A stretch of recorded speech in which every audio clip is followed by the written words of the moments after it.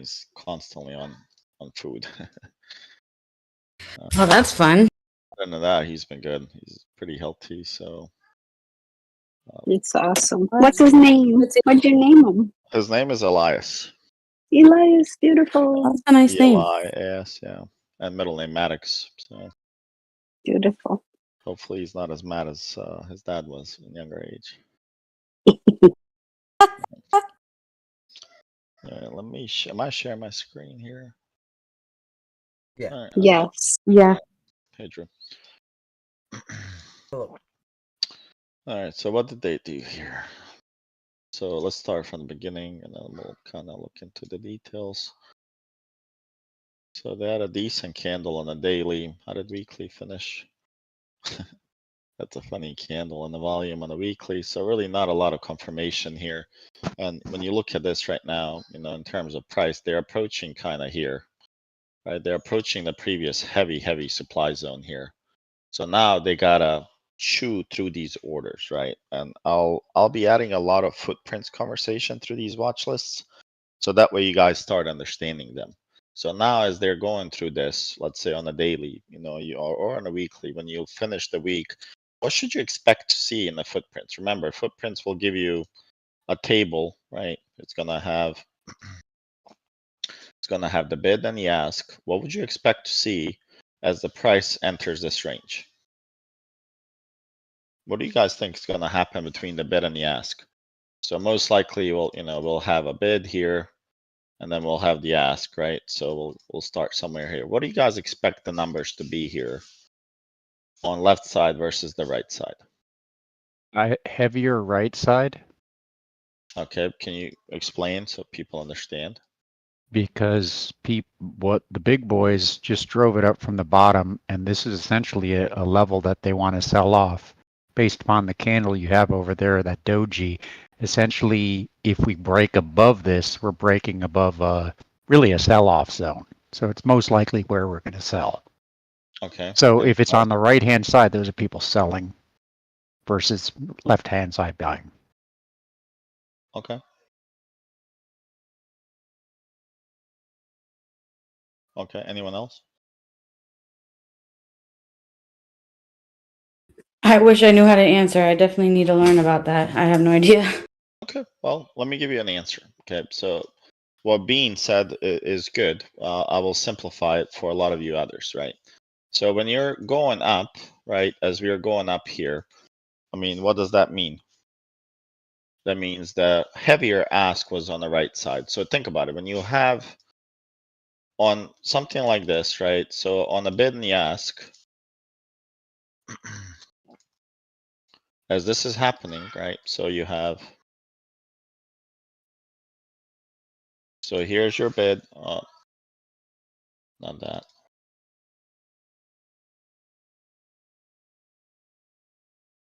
So this is your bid, and this is your ask. Okay. What type of sellers are on each side? Let's start with that. Let's start with the basics. Where are the aggressive sellers on here? On the left. Okay.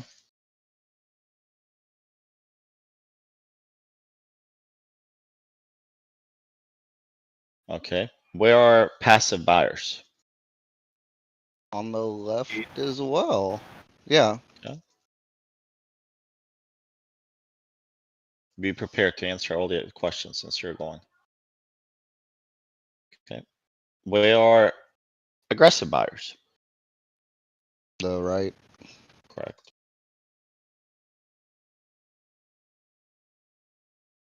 Where are passive sellers? Also on the right. Correct. So now, if if order matching was easy, this would be the holy grail of trading.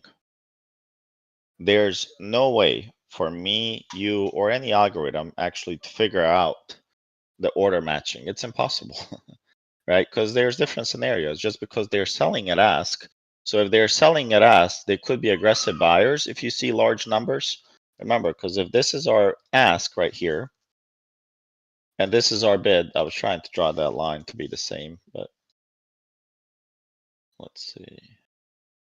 Trying to mimic here what you guys are seeing.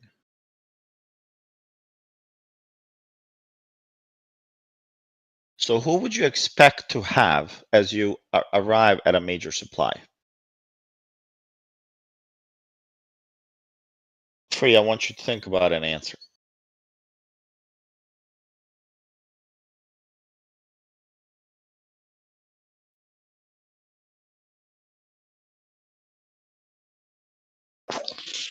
Passive sellers.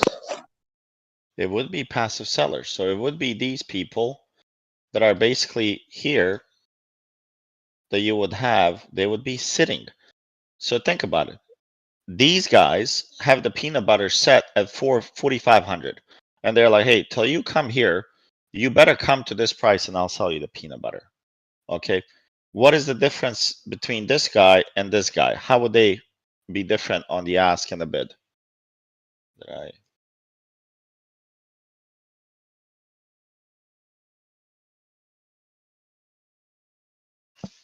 Anyone? Well, one takes market and one takes limit orders. Is that what you're getting at? Impatient. You're on the right track with impatience. So think about it. If I'm a passive seller, this is what I say. I have a peanut butter at $10. If you want it, come and get it at $10. If I'm an aggressive seller, my price is $10, but something changed and you're offering $9.50, and I say, okay, I'll take $9.50. So why am I an aggressive seller now when I'm accepting $9.50? Because I'm taking the best bid available. Instead of waiting for 10 and having a limit order convert to a market, I'm selling at the bid.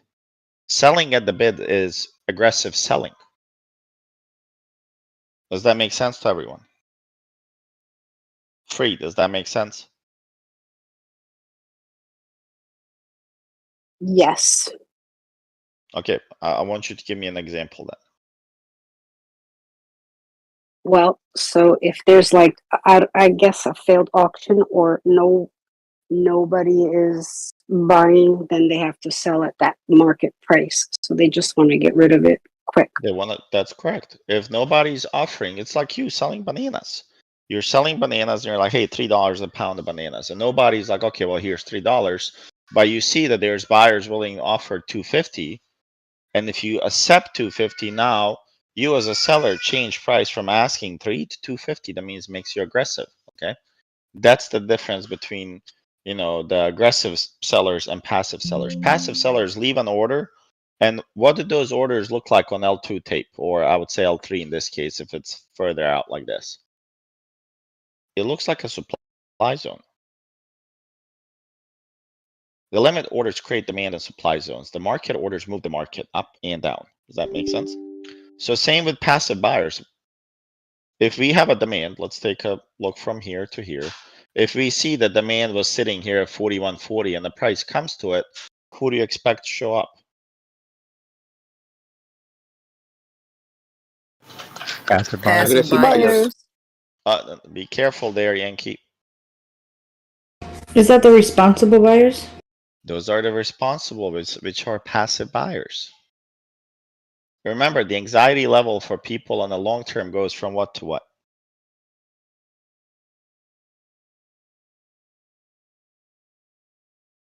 Some of you guys need to visit the PowerPoint. Aggressive to passive. I mean, responsible. Sorry. From passive to aggressive. So they're sitting and waiting, and once it's executed, it becomes a market order. So this would here, if the price was to come down, these would be passive buyers that get converted as market orders. But where are aggressive buyers?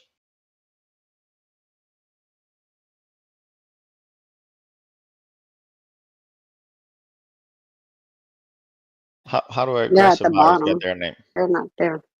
They're above. They're buying at market. They're buying market. So now, what would you expect to see if you guys look at this?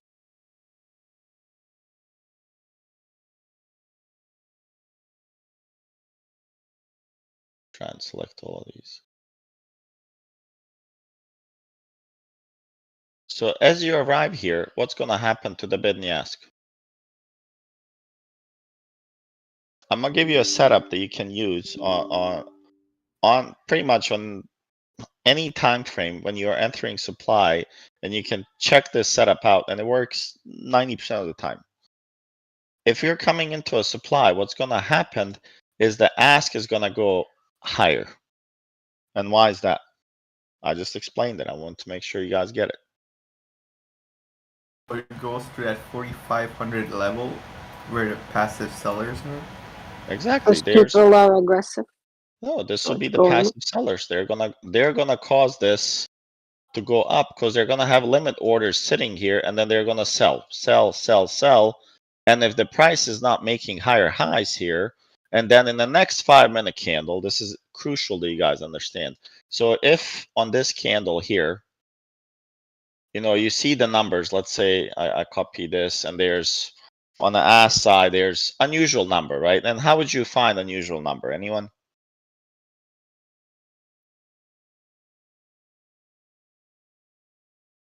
How would you know it's unusual number? It's A big. lot of volume. Well, it's big comparative to other candles, right? You would have to look and get familiar with what you're trading to know what is big. Is 5,000 big? I would say yes, it's big on ES. It's huge. So I'm just coming up with an example. If you see a big number here, right, this is huge, right? So now, in terms of the context, we're approaching a supply, right? The context is you're at supply zone, and you see a large order at ask, and then the next candle right here, let's see if I can do this quickly. Okay. And then the next candle here, let's say a level below this one, meaning a price right below this one here.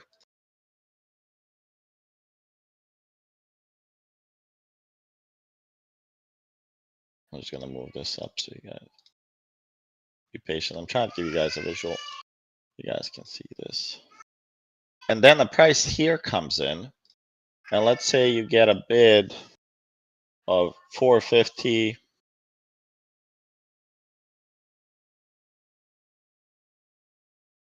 And the ask here is, let's say, 56. And then you get another 550.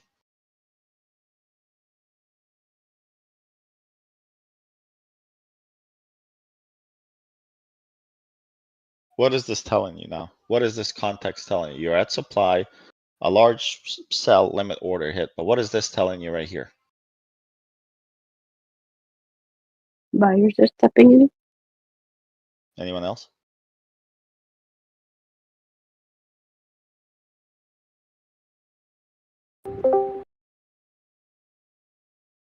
Selling?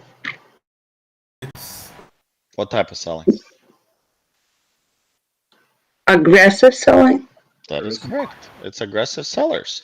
They're coming in here because remember, there's people that watch the tape, right? Before, when you had the pits, remember at one point in life of trading, there was no electronics. Everybody was sitting in their chairs and they would scream out orders, 1,000 buy, 2,000 buy. Well, let me ask you this. If you're sitting in the pit, right, on the floor, and you hear somebody scream out 10,000 buy, would you say 15,000 short right there? nope. Most likely you would not do that. So now when people watch this, they see, hey, a sell limit order hits for 5,000, price doesn't make higher highs, then it dips. Well, what do you think these guys are doing? Think about it. This is an imbalance right here.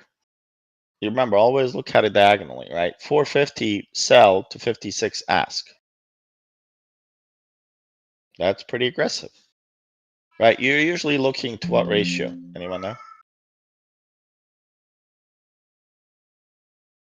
For imbalances, it's like 3 times, isn't it? It's 3 to 1. So you're looking 3 to 1.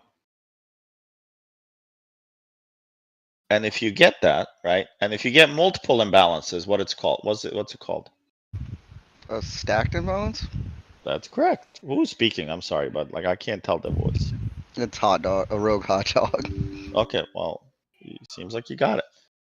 And on the charts, you have an option to enable this. And what this creates, it creates like a level like this.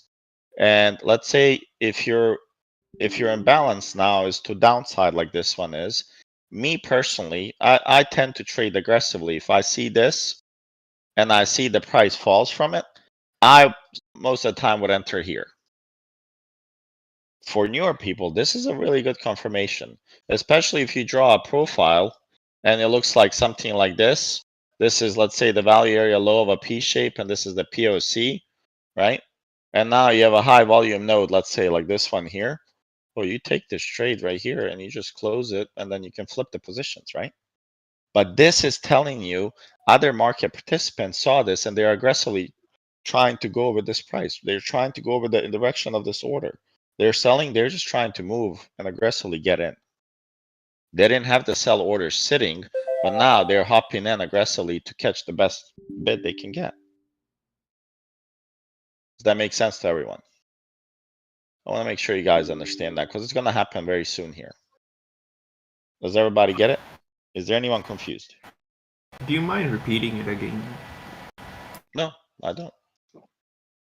So you have a supply, right? You have a major supply. Anytime you have a supply, you're expecting to have ask increase, meaning the ask is going to be here, right? You're going to have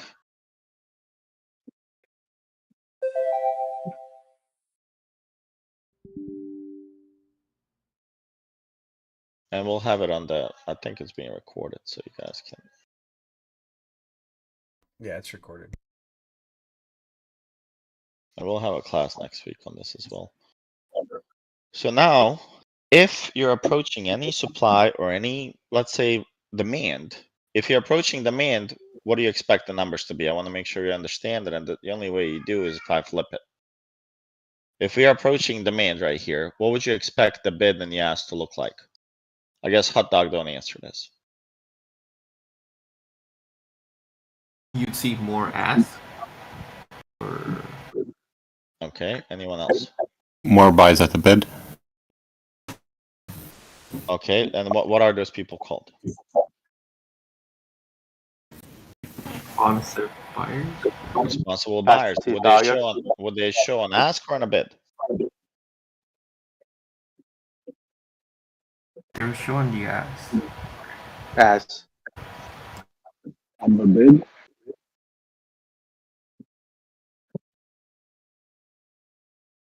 Where do these people show up?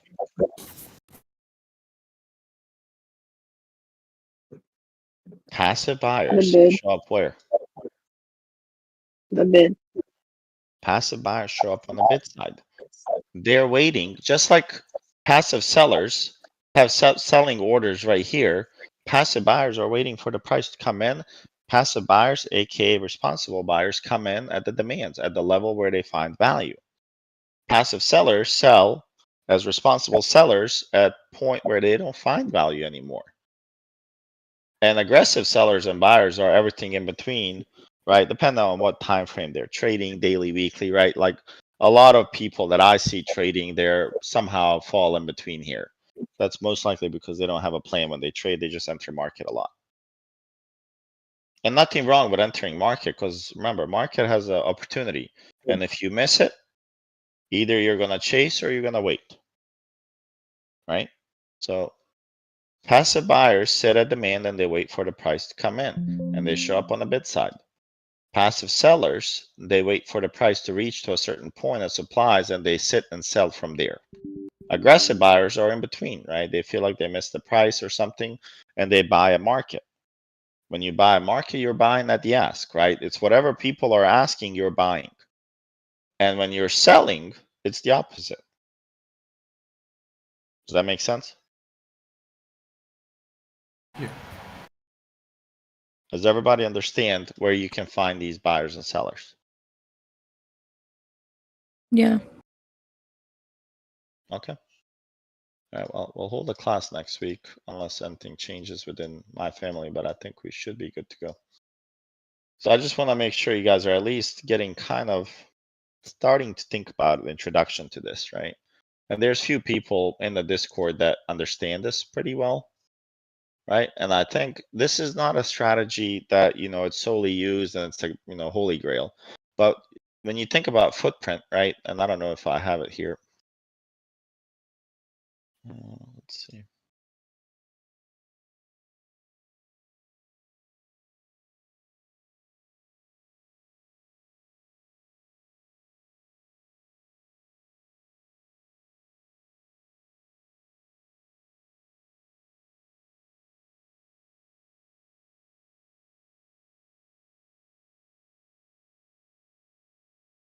There should be a look back period.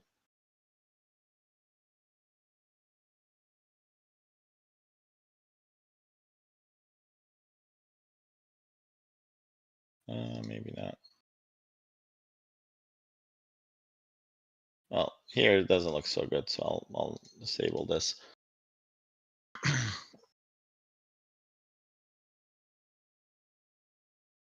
Okay, well, I lost the train of thought for a moment there as I could not find that.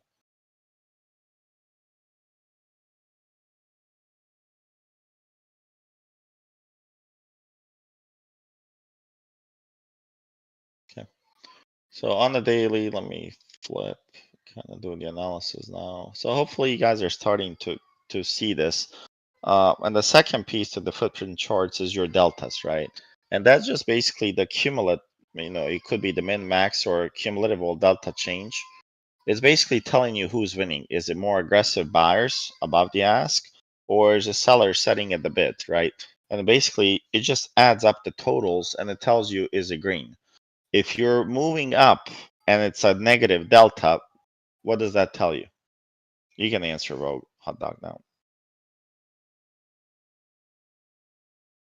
I was talking to my wife. Wait, what'd you say? If we're moving up with the price and the delta is negative, what does that tell you? There's more short selling. Yeah. More selling as prices are moving up. That should signal in your Going head down. divergence. Something's off. As you're pushing up, there's aggressive selling. And think about it. How do you, as a seller, maximize profits? We talked about this.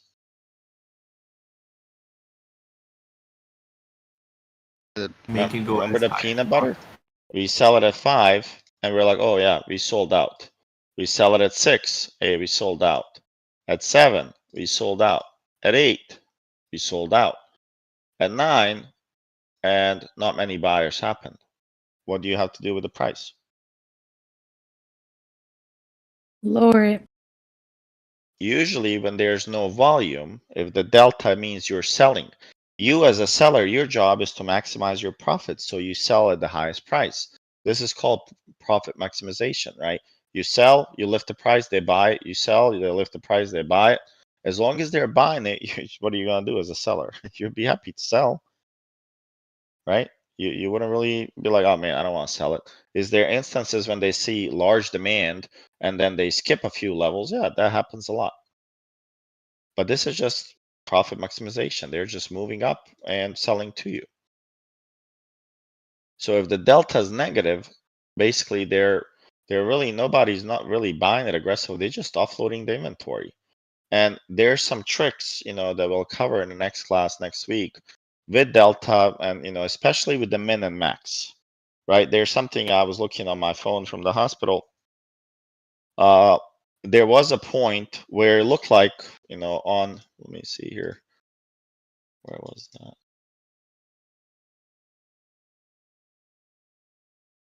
I think it was here. This was a very interesting point if you have footprint charts right here. I think it was around 12-ish. Take a look at what happened to the footprints here and the min and max delta. If you have it, take a look at this time frame here and just go on 10 or 15 minutes and you'll notice something different. So does everybody understand what is the min and max delta, what they mean, or you guys have no idea? It's okay if you don't have an idea. I'd rather you have not an idea than pretend you do. I don't know. Yeah, I'm not too familiar with delta. Min delta tells you what was the lowest delta at point in time on that candle. On this candle, what was the lowest delta? So if the lowest delta, let's say here, the lowest delta or min delta, let's say it was negative 1600 or 1500. Let's say the max delta is, let's say it was 850. And delta now is negative, let's say negative 205. I'm just throwing numbers out, okay? On this candle here, on the black candle that I'm pointing, okay? I'm giving you guys an example that you can kind of relate to later on in trading. If this is what you see on this candle, is this bullish or bearish? Bullish at that, if with that data, it'd be bullish simply because you have a full candle that looks very bearish, but your delta is changing considerably. So your delta change is what? Well, you have your min max. I guess you'd have to Difference see what the between the prior two. delta was also. Well, you would. But if this max delta was negative 1500 and you closed it at 205, yeah, that it's means going there's up. a lot of buyers that absorbed it. And then what you look at this candle, when you look at it on volume profile, you find a shelf that's the pain, right? You find the POC, and then you see what would you expect to see on this candle next one. Let's say I give you this scenario, and this is real data. I'm just gonna update it, and this candle is right here. I know this is going off topic, but I want to make sure at least you guys are. Let's say that this minimum delta here, negative 80, max delta 920, and current delta is 670.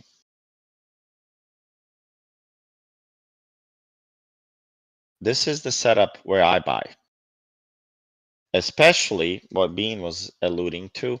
Let's say if the previous candle, I'm sorry, I'm just going to shift it to the left. I don't have much real estate.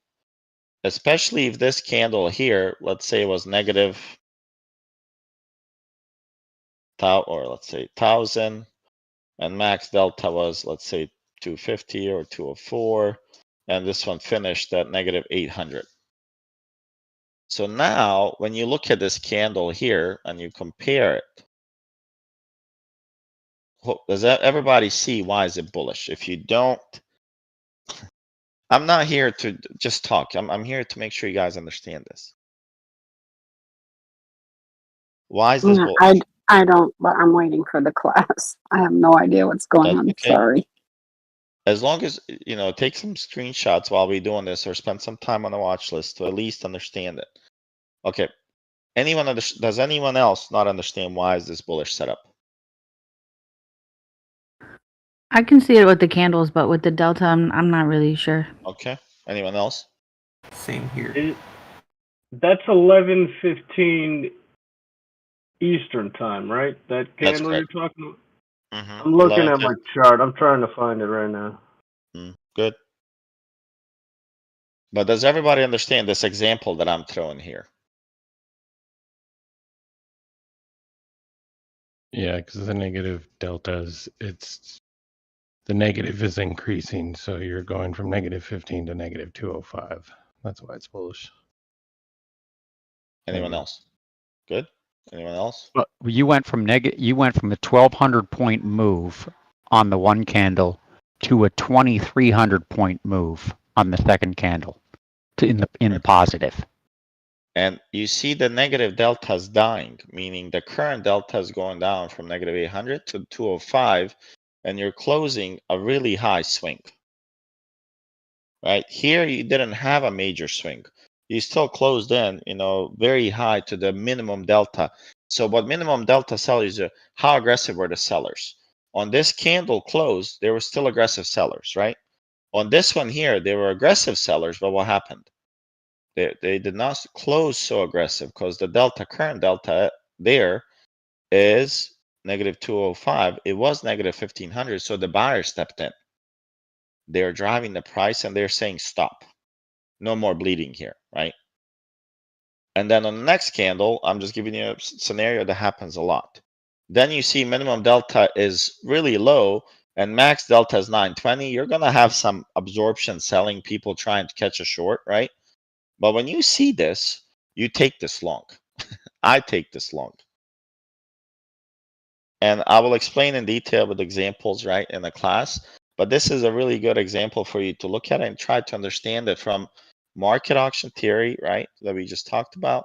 How does that work? Like it goes from selling, right, the 4 type of participants that we just discovered, and where they were, right? You had aggressive sellers at bid right here, a lot of them. Minor buyers stepped in, tried to defend, but they got eaten.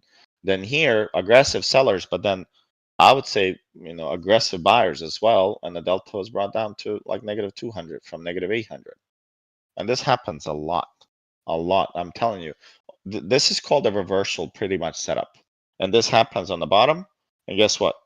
It happens on the top as well. So on demand and on the supply side.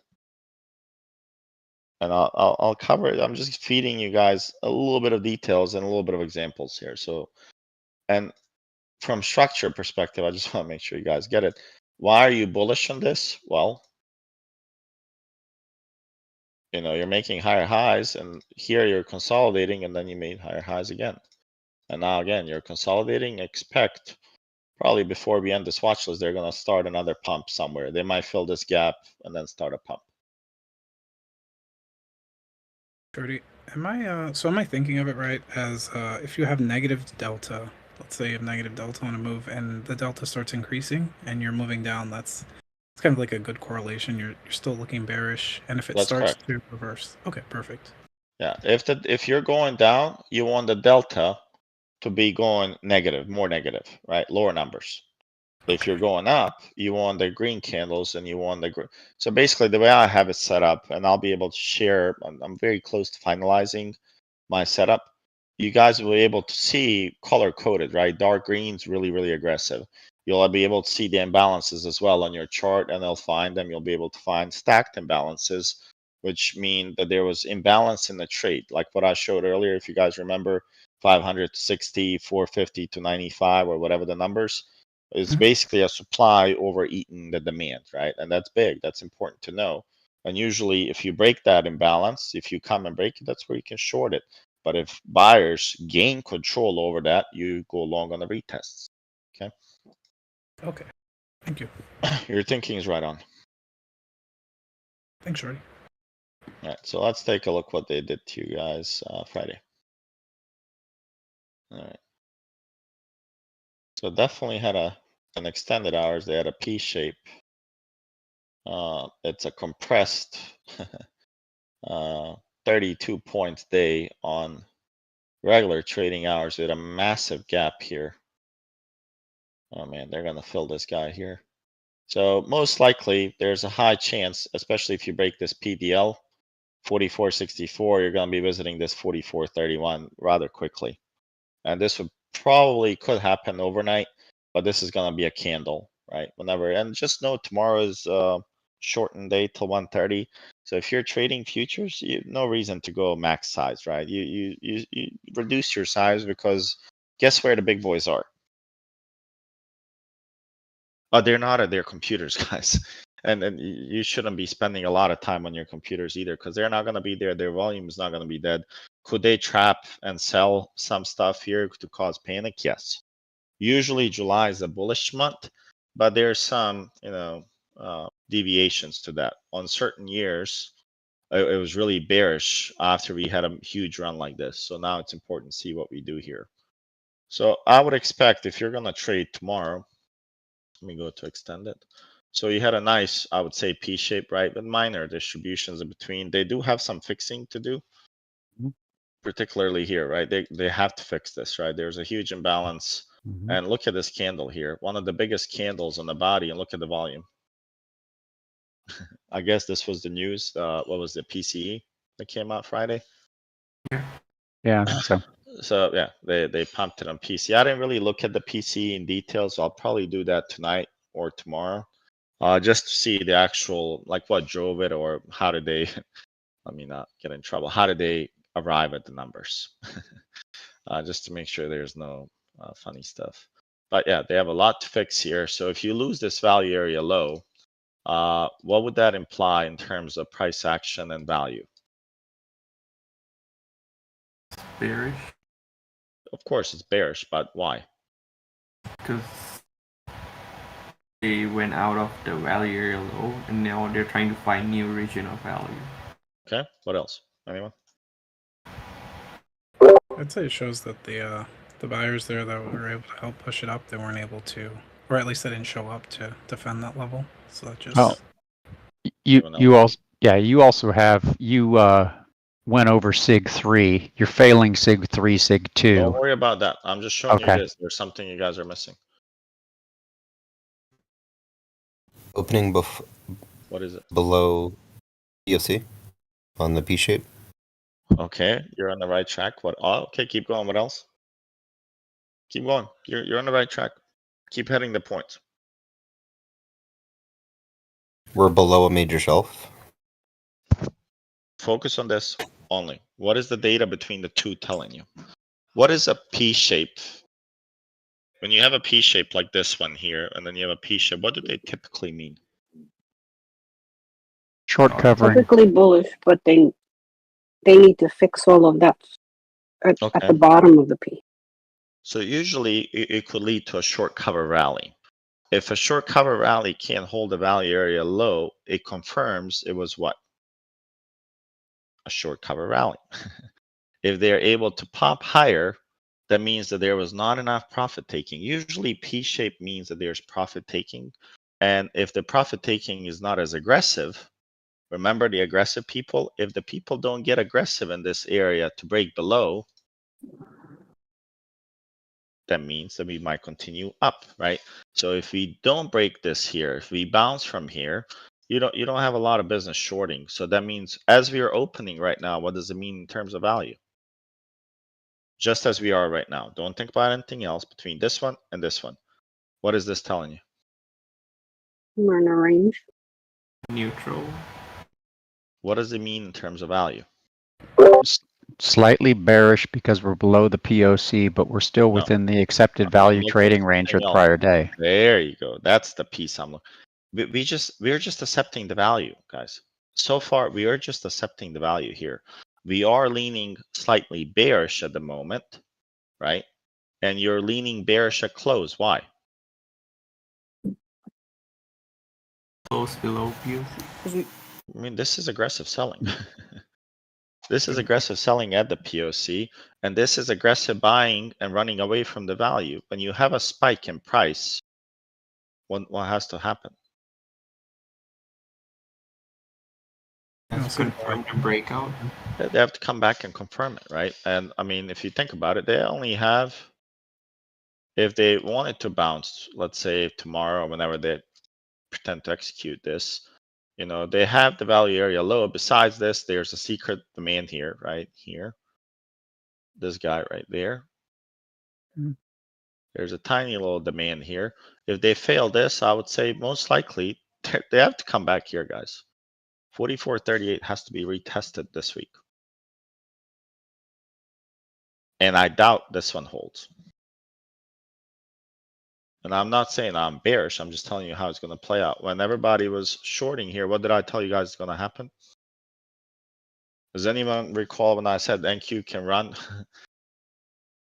Does anyone recall when I highlighted when I said that there was going to go most likely they can go 264, and I gave you examples when it did that thing the same before? You guys recall that? I recall. So It now was amazing. I'm telling you that they're approaching levels where there's interested parties to offload their inventory. Right? There's, when you think about taxes, when you think about the businesses, the, you know, people that had Q2 buys of last year or Q1, they have a little bit of freedom to sell now. Right? You know, it's no longer a short-term capital gain. This is a long-term tax, and it changes the thing. Tax reason selling is very big in big hedge funds. And I'm telling you this with a lot of certainty. And if you think about this, the previous high was also what for this day? How come right on the same level, previous high is also the POC? Very, very confluence level. And an interesting level, and they spiked it down from that level. And you swept the liquidity there. Right? So very good. So now if you look at this, this is a very poor structure profile. And if you guys extend this, let's say you grab it from this one all the way up, right? And sometimes you guys should get in the habit of doing that, right? So here's your profile. Damn. Now let me ask you a question. Again, same thing. This is our area. If you got sold off here before, And I'll tell you a spot where they should have sold off, but somebody stepped in. Now they drove the price. They killed a lot of puts here. I mean, puts got like destroyed here.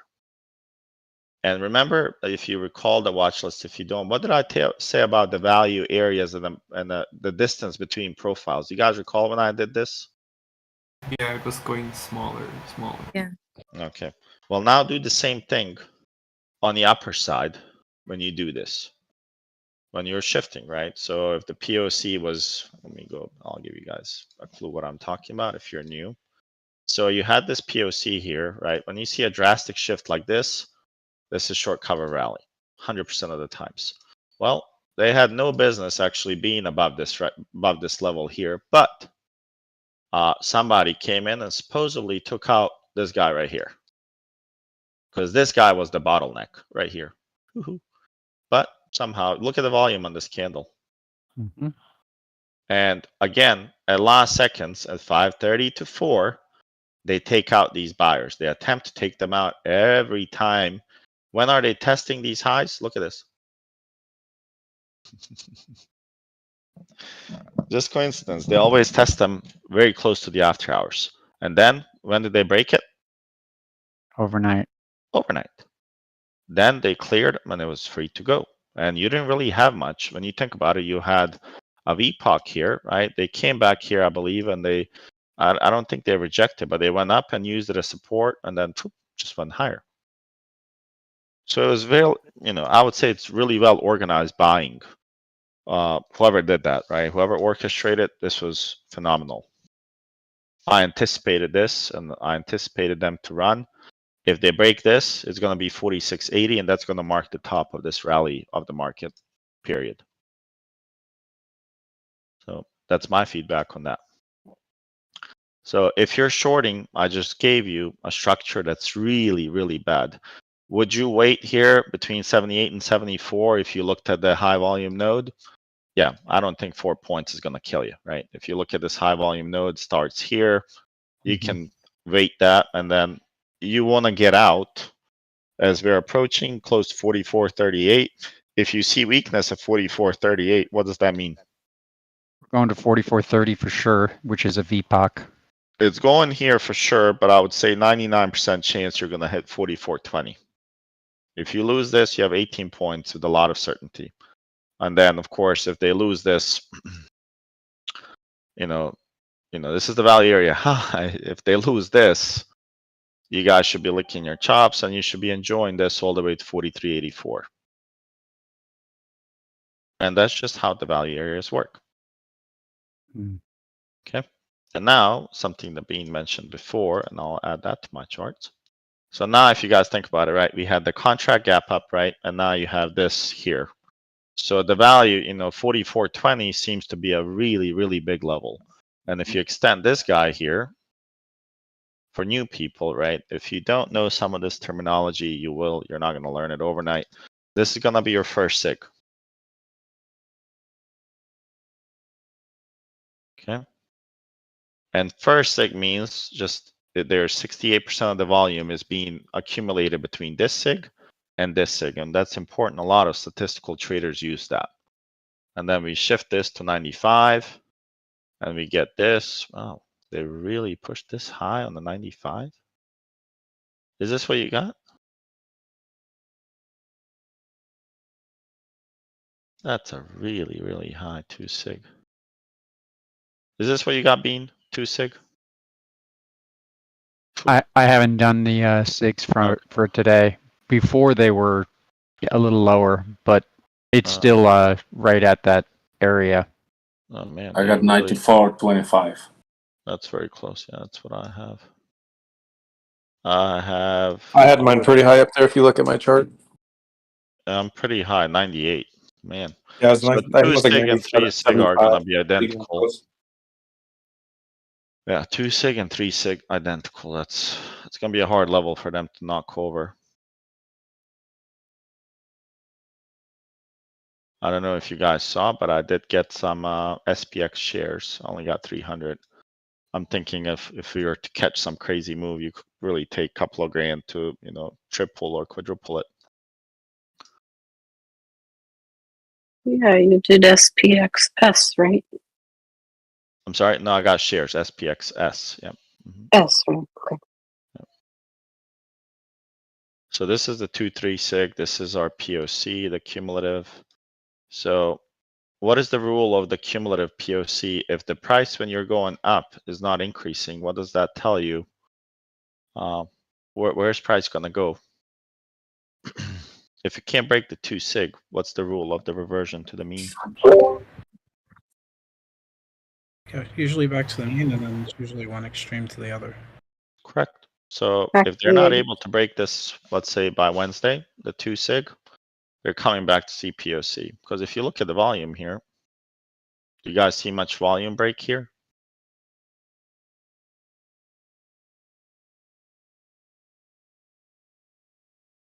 Not much. This. Okay, so let's take a look at this. So you started selling off here, right? And your POC was at 44.12. You started buying right here, and you went all the way up here, and your POC moved up 6 points. So on a shift of 130 points, you moved 6 points. Is that correct? So this is what we get on this move? Yeah. Okay. Yeah. In statistics, it does not pass. Well, it just depends if the PPT team is on, and it seems like they got on. They got a little heads up to go. Okay. All right. So any questions on so far on the levels, right? So we checked the daily, right? And if you look at the daily, we're in balance, right? We came back in balance here.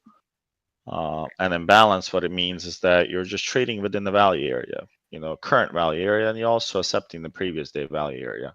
Then we go to PVP. I'll go back 65 minutes. I'll check this and see where we are on the weekly. And this one's probably look a little funky. This one looks really funky here. So what's happening on the weekly profile in terms of value?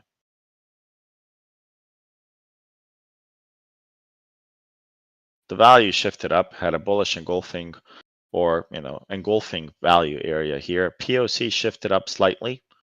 And then, they just took off, right? So they have to come back here very soon and retest this 44.37. They're going to be here soon. And I would not be looking to short first tap here on the first sig, previous week value area high. I would not be, a hero at this level.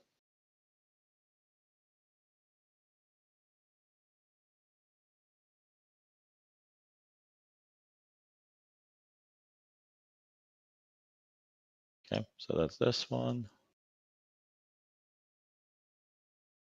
Oh man, so is that sig right there also?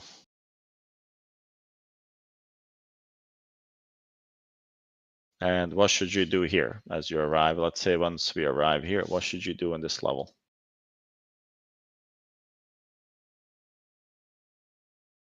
Anyone? You become buyers. Go long. Go long. That's a very good long. When people are short, you're going. PP team is plunge protection team. It's actually a real team. Only Joe Biden has access to them. Okay, so that would be our go long level. So far we are way out of balance here on the weekly, right? Obviously, weekly is just establishing here. It doesn't mean much, but to me, it feels like we're going to crash here, at least to the bottom here to 44.40s or so. So there is a level here to hold us in that. Remember the miniature demand that we had? There's going to be some support at this level here, 44.67 or so. Didn't we have something at 69? 44.69. I thought we had something there. Maybe I'm just hallucinating. But we had something at 68 or 69 level. Okay, so that's our weekly. And then if you guys look, what other time frame can you check now? Monthly, right? Month just finished. So if you look at the monthly, what is monthly telling you here? Do you really think we're in a breakout mode, like Twitter's buzzing? Well, Guys, we're in balance. I hate to be the Nancy, right? But this is just imbalance. We're just imbalanced, and we're unfortunately ready to come back all the way to 43.50. They just don't know it yet.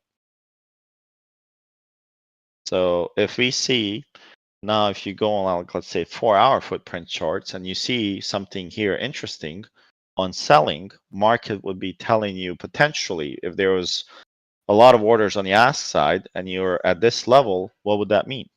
Remember the example that I just covered previously on footprints?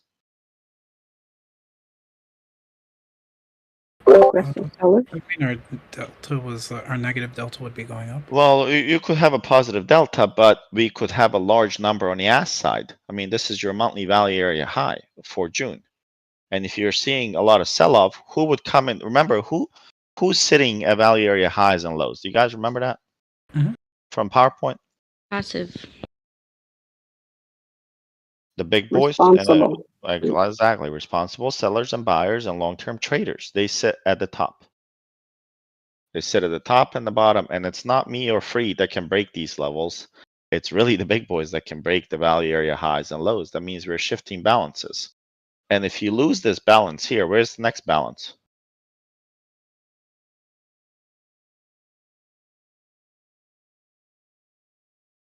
It starts right here.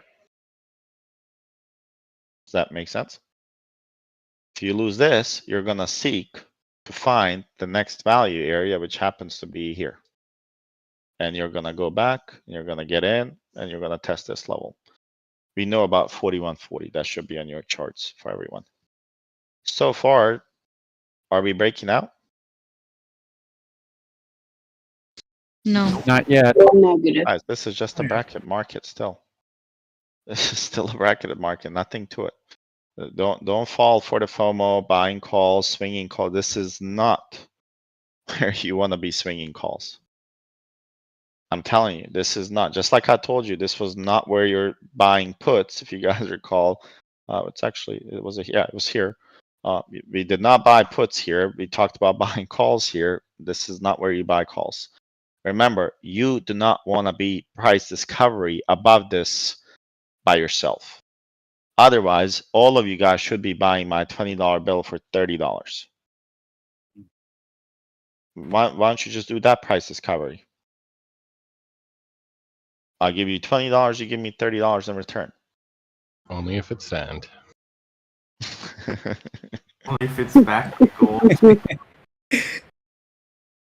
But hopefully it makes sense, because guys, the whole market moves on the auction, right? And a lot of people fail to realize auction, price, and value. And then the volume is used to confirm or disagree with what happened, right? And if the volume is disagreeing, your alarms are flashing like, hey, something's off, right? Just like, let's say you have a friend and he comes to your house like, man, everybody's buying these I don't know, gadgets, man. I can get it to you. And then you ask every one of your friends and they're like, yeah, man, I never bought that gadget. Would you be inclined to be the first one to try the gadget? No. Most likely Nope. not. And that's your volume. The number of your friends that got it, none got it. And why would you be the first one? Just like myself. So I was looking for a product that's made in Japan. And I've been looking for it for some time, and I was waiting. Like, I'm in a couple of groups, and this is about lawn care. Once you become a dad, you'll understand. I was looking for something very specific, and I was waiting to see feedback. I was waiting to see the demand, and people started responding, and they're like, "Yeah, man, it's good, it's good, it's good, it's good." So I ordered it, right? And it just arrived while I was in the hospital. I was like, "Man, let me just go home. I really want to cut the grass with this thing." And I get it, and I'm like, "Man, it is good." But what if it was fake? I mean, there's a lot of fake reviews and stuff in the market. I would say a ton, right? What if it was a really well orchestrated fake reviews in the market and agenda, and I buy it, and I'm like, man, this shit's crap. It's the same in the stock market. If there was a lot of demand for it and there was volume, it would drive the price up. If there's no volume, people say on Twitter, I'm not gonna name them, the volume doesn't matter. I will find videos of pits from way back where you will hear people screaming quickly 10,000 order buy, and nobody went and said, hey, I'll short right after that order. Not many people did that. What they did wait is to see how fast that guy got filled. Because remember, he had to take it to the clerk. Clerk had to tell him, he gave him a slip, you're filled at this price. But let's say if that guy got filled super quick, what would that mean? The buyer showed up. Think carefully. Sellers just waiting there to get rid of it. Sellers are waiting to get rid of it fast. If you can't buy fast enough, that means he's trying to find the shares before. They took that away because it's electronic. You have market maker sitting, right? There's no more pits. There's no more, bid and ask boards. That's what changed, right? Now they mask it, and the footprint charts and volume profile, believe it or not, is the only thing that we have that's powerful, and they hate it. And don't be surprised in 10, 15 years that there's a law change that takes away some of the volume, away more, where, it gets added to the black network of shares. Okay. So is everybody good? Everybody understand the plan? Do you guys need me to add short, long levels? I would look to be bearish right here. I mean, we are below the POC, right? So I don't expect us to break this tomorrow anytime soon. Unless they do it, overnight and they gap and then they fail to hold, that's a bearish sign here. A really bearish sign. 2, 3, 6 are together. If they pop and lose, that's a short level right there. And we will look at the footprint to look for the clues. If they lose this PD value area low, you might not get a retest. You can catch this between here to here. Losing the 67 drives it all the way to 40 here, to this level here, 39.40, 37.40, sorry. So this becomes your demand. And then if you look at what we just did before, even if you grab this whole thing from here to here, there's nothing really till 44.20, guys. This is just fluff here. This is them driving the market up for some reason.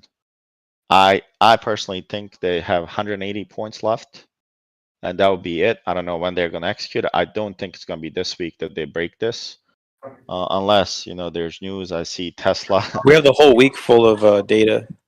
Yeah, so I'll have to check that out. But they're prompting the stocks that we talked about. If you guys recall, we said Tesla's going to go to 300. I don't know if you guys remember. We said most likely it's going to visit the 300 demand, right? So they're probably headed to that level right now. Okay, so I think it was somewhere around here. No, sorry. No, this one here. It was right here. I was zoomed in a little bit. So they're most likely targeting this. I will short Tesla here again. If you guys remember on earnings when I shorted and swung Tesla, does anyone recall that? I don't swing Tesla a lot, but I will swing from this point and probably target 170s, 180s for either March of next year or December of this year. Okay, so this is my level that I'm aiming for. This one here, we were waiting for this to break, and where did they bounce? Right off the shelf. It was anticipated. They're probably going to 120. At 120, this is my favorite setup to short. Just giving you clues. This is my favorite setup to short at 120. NVIDIA, I'm not going to touch it, right? As you guys know, this was my favorite thing to trade for a long time. It really is set up for, I would say, a sell-off. Somebody selling, but until this AI crap's put to bed, I don't know who's gonna sell it off, because these idiots are finding value of buying at 400, but they did not find the same value at 120. Amazon, I think they have 4 points left. Yeah, no more. They have about $12 left on this, and then we'll see what they do. If they push this to 160, most likely we'll sell both fingers and probably short it there. Let's see. Google. So if anyone's in Google puts, these are, I would say, still okay. They did have some volume here that's unusual, right? On a pickup on selling here. So if they're able to break this 124.30, you can probably close your puts or start closing some now because they did go all the way down to like 116 or so, and that was the POC, the monthly here. I do anticipate them to go to 105-ish. So I was watching Oracle. This is the one that, Bean, if you recall, we talked about the put side. I still think we can get somewhere 88. I will buy shares at 88 in Oracle. So I'm watching that one for long term. I'm watching Ford. I missed Ford. Does anyone know why I'm watching Ford?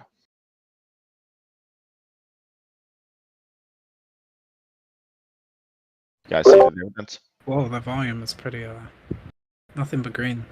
Yeah, Kind of and there's the guys, they pay pretty good dividends. So, you know, the volume, I think this is going to come back. They're trying to hit the supply zone right here. They're bringing up to somebody that's sitting with the orders there, and they will bring it there, right? So let's see when they do this, they're going to give us a POC, and they might be there already. I'm not willing to buy here, right? I'll let others buy it here, but I'm not buying it here. This is approaching what?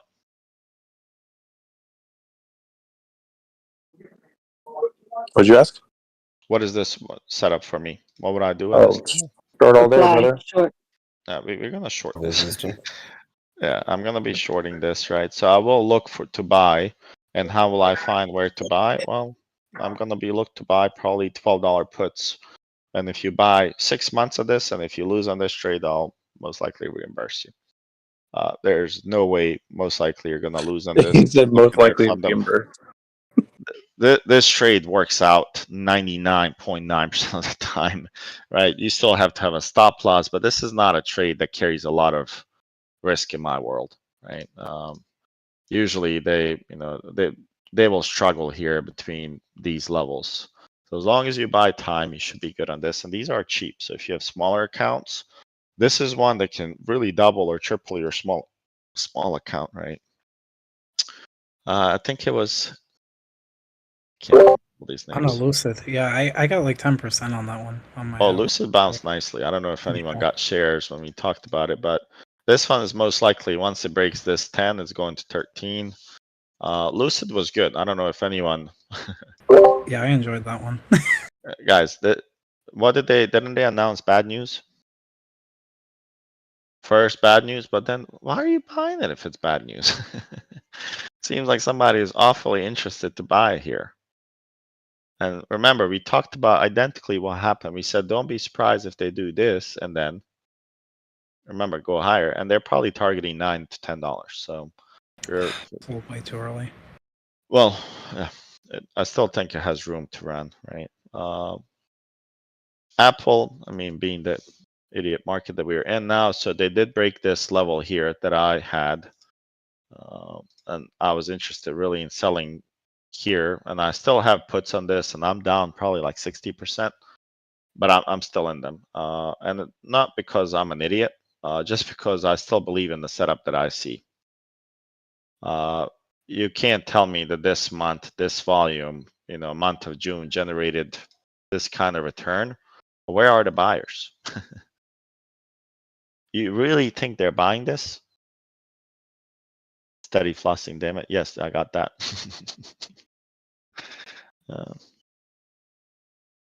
They're not buying this, guys. I'm telling you, they're not interested in buying this. And what is it? City upgraded them to 220 or something. Okay, watch City in 4 months. Out of the Yeah, it was like nowhere, they're 240. gonna get the fuck out of here. 240 would put him over $3 trillion on the market. There's no way. They're almost there now. Yeah. It's like 2.8, 2.9. Yeah, good luck with that. Well, Shorty's not buying Apple here. Okay. All right, well, don't trade heavy. The market's going to be flat. Tuesday, they're closed. Wednesday, you can expect the first morning session. Usually morning sessions after holidays are dead.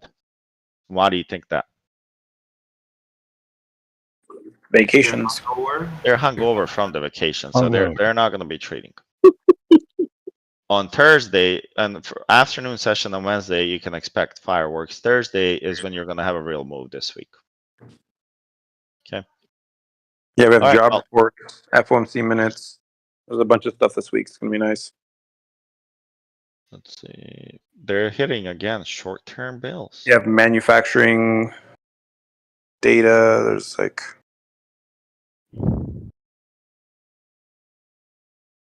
farmers payroll. If they announce rates here, oof.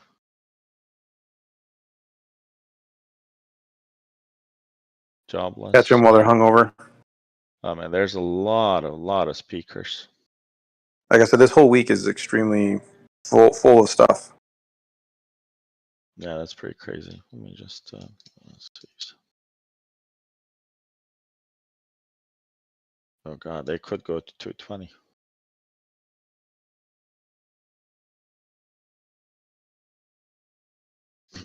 All right.